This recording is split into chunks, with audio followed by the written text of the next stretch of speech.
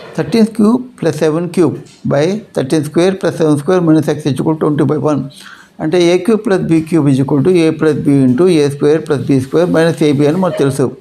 దాని ప్రకారంగా ఇచ్చిన క్వశ్చన్ మనం రాసుకుంటే 13 plus 7 into 13 square plus 7 square minus 13 into 7గా మనం రాసుకోవచ్చు.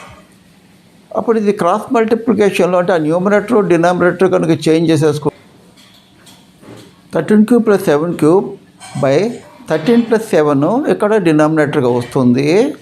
అలాగే ఇక్కడ 13 square plus 7 square minus x అక్కడ న్యూమరేటర్ అవుతుంది. ఇది ఈక్వల్ టు అటువైపున.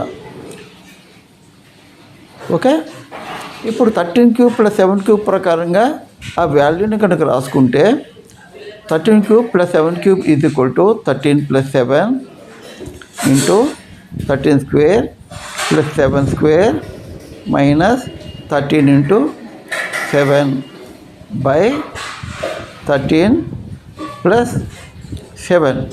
ఇప్పుడు మనం దీన్ని LHS కింద కనుక తీసుకుంటే లెఫ్ట్ హ్యాండ్ సైడ్ కనుక తీసుకుంటే దీన్ని 13 cube plus 7 cube 13 plus 7 అనేది ఆ రెండు కూడా మనకి క్యాన్సిల్ అయ్యి చివరికి 13 square plus